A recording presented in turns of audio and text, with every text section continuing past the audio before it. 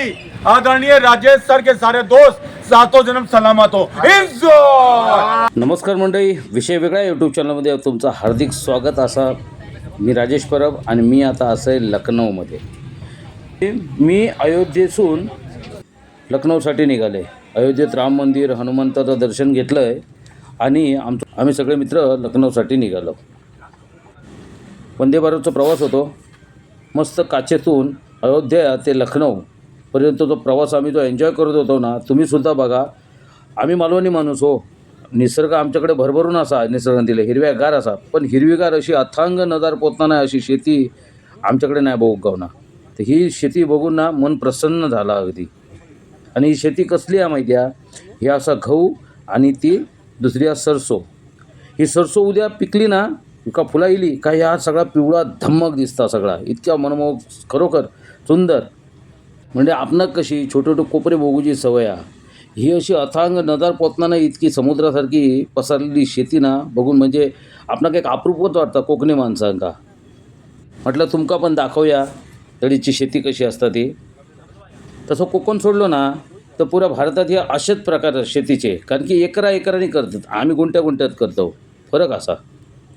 तर मंडळी हो मुळो बघता बघता आम्ही लखनौला पोचलो सुद्धा, कारण की वंदे भारतचा प्रवास होतो ना, सुसाट नॉनस्टॉप अयोध्या ते लखनौ। चला ह्या बघा, तर ह्या जा आता तुमका समोर राजवाड्यासारख्या दिसता ना, ह्या असा लखनौ रेल्वे स्टेशन चा नवाबी थाटात बनवलेला अतिशय सुंदर, खरोखर स्वच्छ आणि सुंदर। या लखनौक ना मुंबई दिल्लीपासून पुऱ्या भारतभरातून गाडी हे येतात, हैसून जातात येतं, म्हणजे गाड्यांची कनेक्टिव्हिटी खूप आहे हैचं। म्हणजे तुमका जर यायचं झाला तर मुंबईसून येऊ शकतात किंवा इतर कुठून पण हे येऊ शकतात। प्रसिद्ध शहर आहे। तर म्हणजे लखनौला गाडी संध्याकाळी पोचली। आम्ही ते रेल्वे गेस्ट हाऊसमध्ये रूम होते, रूमवर गेलो, फ्रेश झालो आणि म्हटलं तर संध्याकाळचं म्हटलं जेवणाचं आणि जरा लखनौ फिराया म्हणा आम्ही संध्याकाळच्या बाहेर पडलो, मस्त जेवलो। आणि येत असताना आमका रात्री वाटेत लखनौचं एक शायर गावलो आणि त्यांना जो काय माहोल बनवलं ना, खरोखर लखनौला इल्यासारखा वाटला। तुम्ही पण ऐका ही शायरी। नमस्कार म्हणजे मी आहे लखनौमध्ये आणि लखनौच्या या गल्ल्यांमध्ये फिरताना मला एक भेटले लखनौ के नवाब, आणि खरंच त्यांचा एक लखनवी अंदाज होता आणि लखनवी अंदाजामध्ये त्यांनी सुंदर अशी शायरी आमच्यासाठी सादर केली। तुम्हालाही ऐकवतो, चला या व्हिडिओमध्ये ऐका लखनौवरनं। आपका इंट्रोडक्शन दीजिए। इस तरफ नहीं दिख रहा। नाम पहले बता दीजिए मुझे। देखिए मेरा नाम राजू पटेल है और मैं थिएटर आर्टिस्ट हूँ। देखिए मैं साइकिल चलता हूँ। आप सुन रहे मुंबई के रेडियो सिटी में फिल्म स्टार राजू पटेल, उत्तर प्रदेश की राजधानी लखनऊ नवाबों शहर में आदरणीय सम्माननीय पूजनीय राजेश जी जो बम्बई के राजकुमार हैं, हम लोग जस्ट सामने खड़े हुए। शेयर में उनको डेलीकेट करना चाहूँगा। संजय दत्त जेल से छूट के आए, भले उनकी जमानत हो। Film star Sanjay Dutt jail से छूट के आए, भले उनकी जमानत हो। ऊपर वाले से यही है दुआ मेरी, आदरणीय राजेश सर के सारे दोस्त सातों जन्म सलामत हो। और लोग शायरी सुनते हैं, मैं उनको सुना देता हूँ। और एक शेर मैं आदरणीय राजेश सर के मतलब लिए और कहना चाहूँगा। खुदा हर प्यार करने वाले आशिकों की दुनिया में वो दिन जरूर लाए। खुदा हर प्यार करने वाले आशिकों की दुनिया में वो दिन जरूर लाए। और मुंबई के राजकुमार जब दरवाजा खोले तो उनकी जिंदगी में 1000 खुशियां आए। वाह वाह वाह वाह, बस ये अभी लगा हम लखनऊ में आए हैं। बहुत बढ़िया राजीव भाई। मंडळी, तुम्ही जे हे पाहताय ना, हे आहे लखनौ स्टेशन, अतिशय भव्य दिव्य असं। चला तर बाहेरून सुद्धा हे लखनौ स्टेशन कसं दिसतं ते पाहूया आपण। तर मंडळी हे पाहताय, हे बाहेरून सुद्धा अतिशय सुंदर एका राजवाड्याप्रमाणे हे लखनौ स्टेशन बांधलेलं आहे। तर इथे लखनौ स्टेशनचे 2 प्रकार आहेत, एक लखनौ जंक्शन आणि एक लखनौ केंट।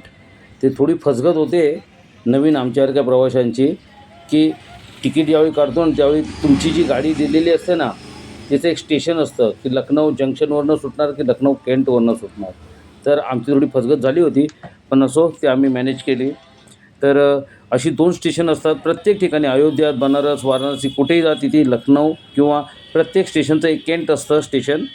तसं इथे सुद्धा एक केंट स्टेशन आहे, अतिशय सुंदर। तर लखनौ स्टेशनला लागूनच मेट्रो आहे। आम्ही बाहेर आलो, मी आता उभा आहे मेट्रोच्या खाली। मेट्रो आहे जी मेट्रो ब्रिजवरनं धावते आणि पुढे गेल्याच्यानंतर ही अंडरग्राऊंड जाते।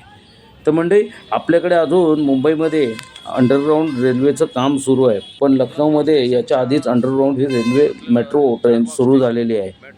आणि लखनौमध्ये बघा किती आधुनिक त्यांनी तंत्रज्ञान अवगत केलेलं आहे, म्हणजे त्याचा वापर सुरू केला आहे. ते म्हणजे बघा इथे ई रिक्षा आहेत. इथली जी लोकल जी ट्रान्सपोर्ट व्यवस्था आहे तीसुद्धा इलेक्ट्रिकवर चालणारी आहे. म्हणजे पेट्रोलला पर्याय त्यांनी इथे म्हणजे एक्सेप्ट केलेलं आहे, स्वीकारलेलं आहे. तर चला फिरत फिरत पाहूया नवीन लखनौ आणि जुनं लखनौ कसं आहे ते. नवाबांचं शहर म्हणून ओळखलं जातं हे शहर. अतिशय पुरातन वास्तूसुद्धा इथे कशा जतन करून ठेवलेल्या आहेत आणि कशा स्वच्छ सुसज्ज आहेत त्यासुद्धा आपण पाहूया या व्हिडिओ.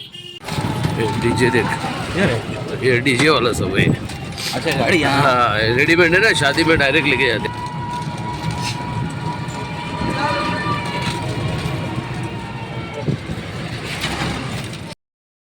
लखनौ फिरण्यासाठी आम्ही एक रिक्षा बुक केली होती आणि तो रिक्षावाला आम्हाला पूर्ण लखनौ फिरवत होता. तर आम्ही जुन्या लखनौमधून फिरत असताना मध्येच लागली फुलमंडई. अशी फुलमंडई मला वाराणसीमध्ये पण लागली, अयोध्येमध्ये पण दिसली.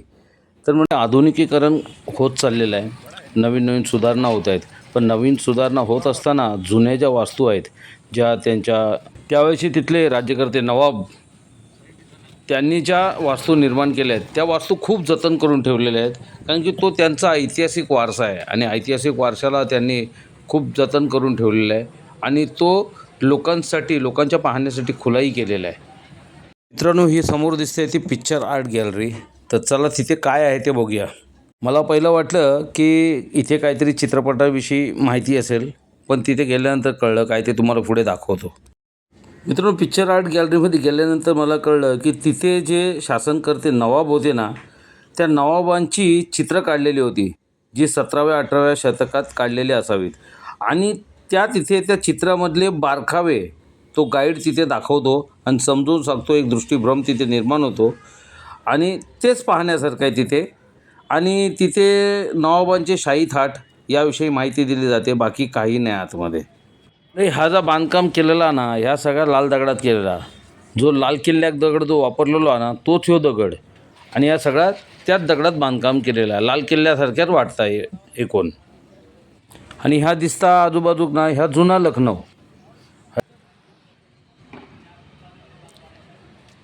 नमस्कार मंडळी, मी आता आहे छोटा इमामवाडामध्ये आणि इथे तुम्ही खरोखर सौंदर्य बघण्यासारखं आहे. इथे जुन्या इमारती तर आहेतच, पण फुलांनी जे सजवलेलं आहे ना, फुलांचं जे संवर्धन केलं आहे ते बघण्यासारखं. विविध रंगाची जगभरातून आणलेली फुलं इथे आहेत आणि छान मेंटेन ठेवलेलं आहे. आणि हा पहा, तो समोर दिसतोय तो इमामवाडा आणि हे त्याच्यामधलं हे तलाव. तर चला आपण छोटा इमामवाडा पाहूया. खरोखर छोटा इमामवाडा फुलांनी असा सजवलेला नाही, पुरे जगभरातून तिथे फुलं आणून ती लावलेली आहे, त्याचं संवर्धन केलेलं आहे. मित्रांनो, लखनौमध्ये ना पाहण्यासारखी एक आणखी वास्तू आहे जिथे आम्हाला जाता नाही आलं, पण त्याची माहिती मिळाली. तिथे एक बॉटनिक गार्डन आहे जिथे जगभरातून आणलेली फुलं त्याच्यावर संशोधन केलं जातं. फुलांची नवीन नवीन प्रजाती तिथे तयार केली जाते. तर ते पाहता नाही आलं आम्हाला, कारण वेळ नव्हता तेवढा. या छोट्या इमामवाड्यामध्ये ना जिकडे तिकडे फुलं नुसती रंगीबेरंगी वेगवेगळ्या प्रकारची फुलं, जी आजपर्यंत फक्त आम्ही गुलदस्त्यामध्ये पाहिली होती. ती प्रत्यक्षात पाहून ना म्हणजे मन प्रसन्न झालं एकदम. बाकी इमामवाड्यामध्ये आतमध्ये काहीच नाही आहे, फक्त सुंदर अशी ती इमारत आहे, ती पाहण्यासारखी आहे आणि त्याच्याविषयी काही ते थोडीशी गाईड माहिती देतात.